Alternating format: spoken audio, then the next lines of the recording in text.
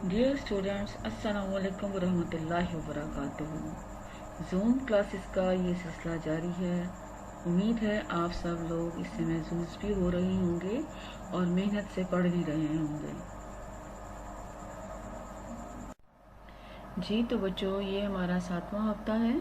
मौज़ूआती मुताले में हम सबक ज़कात का जो है वो सबक पढ़ रहे हैं। उसी को कंटिन्यू करते हुए हम आज उसके नोट्स के जो सफ़ात हैं, तफसीली सवालात व जवाबात और मुख्तसर सवालात व जवाबात, वो पढ़ेंगे। और ये हमारा लेक्चर नंबर 2 है। सबक की तदरीसी मकासद कुछ यूँ हैं कि तलबा इस काबिल हो जाएंगे कि इस सबक की रोशनी में अपनी ज़हनी सलाहियतों को बरूए कार लाते हुए मुख्तसर और तफसीली सवालात के जवाबात लिख सकेंगे और उनकी लिखाई की सलाहियत में इजाफा होगा। तो बच्चों, अब जो स्लाइड आपको दिखाई जा रही है उस पर मुख्तसर सवालात के जवाबात दिए गए हैं। ये सवालात के जवाबात आपने पढ़ने हैं और अपनी कॉपी पर इनको लिखना है बहुत खुशखत तरीके से। तो बच्चों, सबक ज़कात के हवाले से कुछ मुख्तलिफ सवालात और जवाबात दिए गए हैं। आपने इनको भी याद करना है और खुशखत कॉपी पर लिखना है। तफसीली सवालात के जवाबात। तो सबसे पहला सवाल है, ज़कात का मफ़हूम और उसकी फ़र्ज़ियत बयान कीजिए। इसके सिलसिले में सबसे पहले जो स्लाइड है, जो सबसे पहले हेडिंग है, वो है मानी मफ़हूम। जब भी कोई हम जवाब लिखने हैं, उसको सबसे पहले उसका मानी मफ़हूम बयान करते हैं। ज़कात के लफ्ज़ी मानी है पाक होना, नशोनुमा पाना, बढ़ना। फिर बताया जा रहा है कि ज़कात जो है इस्लाम का सबसे अहम रुकन है। ये हर साहिब निसाब पर फ़र्ज़ है और एक ख़ास शरअ के मुताबिक इससे माल जो है वो पाक साफ़ हो जाता है और इंसान जो है उसके जो सारी कसाफ़तें और दूर हो जाती हैं, जैसा कि इरशाद पाक है, बेशक ज़कात माल को पाक करती है। फिर नंबर 2 पे है फ़र्ज़ियत, यानी ज़कात कब फ़र्ज़ हुई। ज़कात 2 हिजरी में फ़र्ज़ हुई। याद रखिए, ज़कात 2 हिजरी में फ़र्ज़ हुई। ज़कात साहिब निसाब लोगों पर फ़र्ज़ है, यानी कि ऐसे अफराद जिनके पास 1 साल तक 7.5 तोले सोना या 52.5 तोले चांदी या उनकी मालियत में मालो दौलत और सामान्य तजारत मौजूद हो, तो उसमें से 2.5% के हिसाब से ज़कात अदा करें। ठीक है जी। फिर ज़कात माल मवेशियों पर भी, जिनके पास माल मवेशी होते हैं उन पर भी ज़कात अदा करना फ़र्ज़ होती है और वो ख़ास शरअ के मुताबिक होती है। ज़रई पैदावार पर भी ज़कात दी जाती है और इस ज़कात को उश्र कहते हैं। बारानी ज़मीन की पैदावार का 10वां हिस्सा, नहरी ज़मीन की पैदावार का 20वां हिस्सा, और इसी तरह जो है पूरे साल में जो जितनी भी है वो सारा जो है वो फसल जो तैयार होती है उस पर ज़कात अदा करना जो है वो एक किसान पर वाजिब है, फ़र्ज़ है। बल्कि ज़कात अदा ना करना बहुत बड़ा गुनाह है।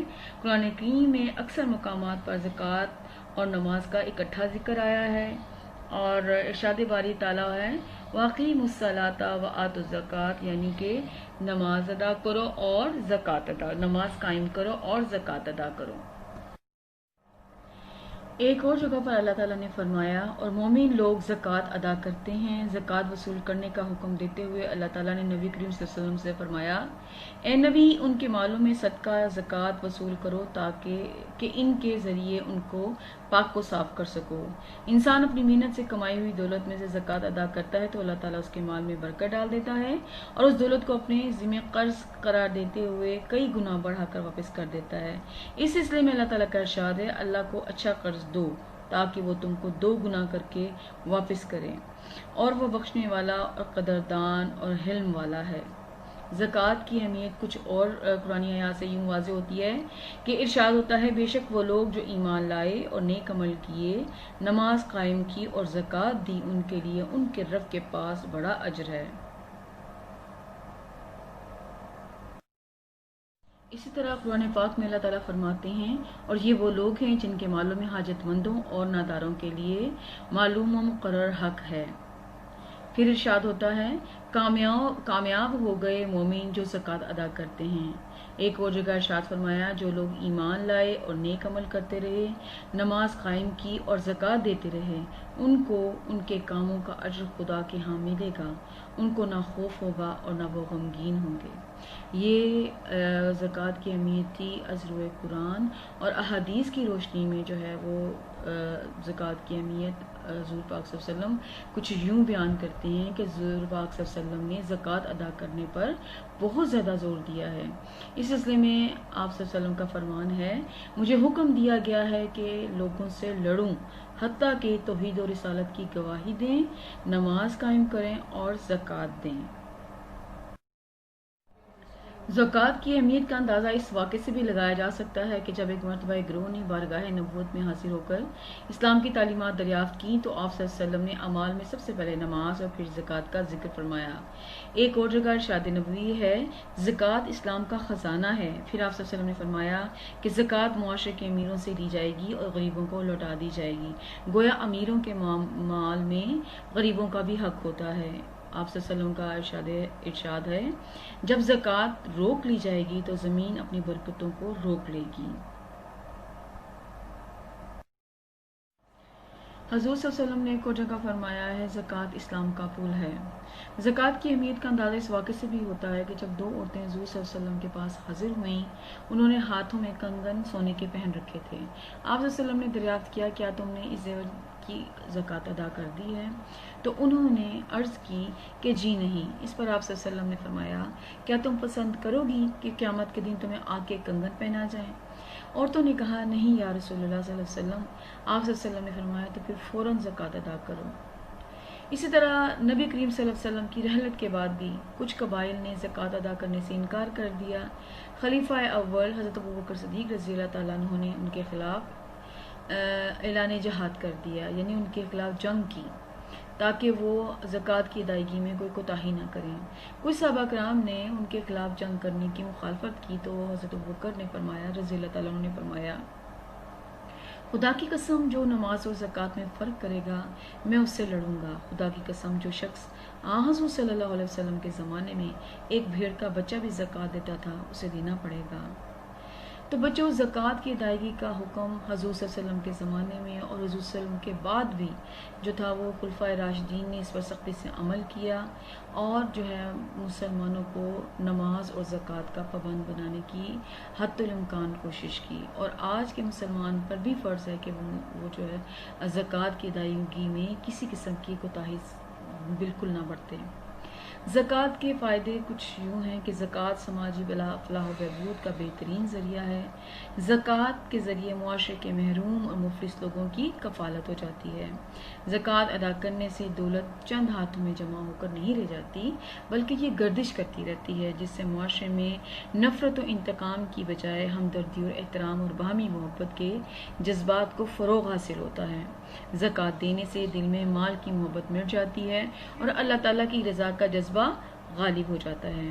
غریبوں سے ہمدردی بھی پیدا ہوتی ہے اور یوں دولت گردش میں آنے سے افراد کی مالی حالت بہتر ہو جاتی ہے، یعنی دولت جو ہے وہ خاص امیروں کے طبقے تک محدود نہیں رہتی، بلکہ یہ غربا میں بھی تقسیم کی جاتی ہے تاکہ وہ اپنی زندگی جو ہے وہ اچھے طریقے سے گزار سکیں۔ سوال نمبر 2 ہے، قرآنی تعلیمات کی روشنی میں زکوٰۃ کے مصارف بیان کریں۔ اس کے جواب میں ہے کہ معنی مفہوم پہلے ہم بیان کریں گے۔ مصرف کی جمع ہے جس کے معنی خرچ کرنا یا صرف کرنا ہے، یعنی کہ خرچ کرنا ہے۔ زکوٰۃ کے مصارف سے مراد ہے کہ زکوٰۃ کہاں خرچ کی جائے، یعنی کن لوگوں میں یہ تقسیم کی جا سکتی ہے۔ قرآنی آیت کی روح سے ہمیں یہ پتہ چلتا ہے کہ زکوٰۃ کے 8 مصارف ہیں جو سورۃ توبہ میں بیان کیے گئے ہیں۔ زکوٰۃ تو غریبوں، مسکینوں، زکوٰۃ کے محکمے میں کام کرنے والوں اور ان لوگوں کے لیے ہے جن کے دلوں کو اسلام کی طرف جوڑنا ہے، اور گردن چھڑانے میں غلاموں کو آزاد کرنا، یعنی کہ جو تاوان بریں یعنی قرض دار، اور خدا کی راہ میں اور مسافروں کے سلسلے میں یہ خدا کی طرف سے ٹھہرایا ہوا ہے اور اللہ جاننے والا اور حکمت والا ہے۔ اس آیت کی روشنی میں ہمیں پتہ چلتا ہے کہ زکوٰۃ کے جو ہیں وہ 8 مصارف ہیں۔ ان 8 مصارف کی تفصیل کچھ یوں ہے کہ سب سے پہلے ہیں فقراء۔ فقراء سے مراد وہ لوگ جو اپنی ضروریات پوری کرنے کے لیے دوسروں کے محتاج ہیں، یعنی غریب غربا لوگ۔ نمبر 2 ہے مساکین، ایسے خوددار غریب مسلمان جو اپنی ضروریات پوری نہ کر سکتے ہوں مگر اپنی خودداری کے باعث کسی کے آگے ہاتھ نہ پھیلائیں۔ عاملین، یعنی وہ لوگ جو زکوٰۃ اکٹھی کرنے والے محکمے کے ملازمین ہیں جنہیں اسلامی حکومت زکوٰۃ کی وصولی و تقسیم کے لیے مقرر کرتی ہے، ان کو بھی زکوٰۃ کی رقم میں سے تنخواہیں دی جا سکتی ہیں۔ تالیف قلوب، وہ لوگ جو تاوان ہوں ان کا دل جو لوگ نادار ہوں ان کا دل اسلام کی طرف راغب کرنے کے لیے زکوٰۃ دی جا سکتی ہے۔ رقاب ایسے غلام جو رقم دے کر آزادی پانا چاہتے ہوں زکوٰۃ کے حقدار ہیں، یا رقاب سے مراد ایسے مسلمان جنگی قیدی بھی ہیں جنہیں قید سے رہائی پانے کے لیے رقم کی ضرورت ہو۔ اس سے اگلے ہیں غارمین۔ غارمین سے مراد قرض دار ہیں، یعنی ایسے مقروض لوگ جن کے پاس قرض ادا کرنے کا کوئی وسیلہ نہ ہو، زکوٰۃ کے حقدار ہیں۔ فی سبیل اللہ، اس سے مراد یہ ہے کہ زکوٰۃ اللہ کی راہ میں دی جائے، یعنی جہاد، اشاعت اسلام اور دیگر نیکی کے کاموں میں صرف کی جائے۔ ابن السبیل ایسے مسافر جو سفر پر تو نکلے ہوں اور راستے میں محتاج ہو گئے ہوں، چاہے کتنے ہی مالدار کیوں نہ ہوں۔ زکوٰۃ دیتے وقت پہلے اپنے قریبی رشتہ داروں کا خیال رکھا جائے، پھر باہر کے لوگوں کو دی جائے۔ اسی طرح وہ لوگ جو خود بڑھ کر سوال نہیں کرتے، غربت کے باوجود خوددار اور غیرت مند ہیں، انہیں تلاش کر کے زکوٰۃ صدقہ دیے جائیں۔ زکوٰۃ ادا نہ کرنے والوں کو قرآن نے سخت وعید سنائی ہے، جس کا اندازہ سورہ توبہ کی ان آیات سے لگایا جا سکتا ہے۔ ارشاد ہوتا ہے، اور جو لوگ سونا چاندی سین کر جمع کر کے خزانہ بنا کر رکھتے ہیں اور اسے اللہ تعالیٰ کی راہ میں خرچ نہیں کرتے، انہیں دردناک عذاب کی خبر سنا دیجیے۔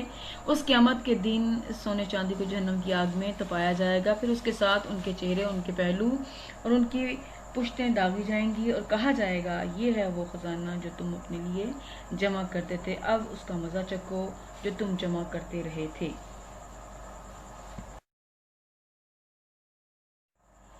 تو بچوں، آج ہم نے سبق زکوٰۃ پڑھا ہے، جو ہمارا دوسرا لیکچر تھا۔ اس میں ہم نے مختصر اور تفصیلی سوالات و جوابات کیے ہیں۔ تو اب باری ہے ہمارے گھر کے کام کی۔ گھر کے کام میں آپ کو میں دے رہی ہوں کہ سبق زکوٰۃ کے مختصر سوالات و جوابات رجسٹر پر خوش خط لکھیں اور اس کو یاد کریں، تفصیلی سوالات و جوابات یاد کریں۔ میں امید کرتی ہوں کہ آپ اس چیپٹر کو بہت اچھی طرح سے پڑھیں گے دوبارہ، اور اس کو اچھی طرح سے یاد کریں گے۔ اوکے جی، اللہ حافظ۔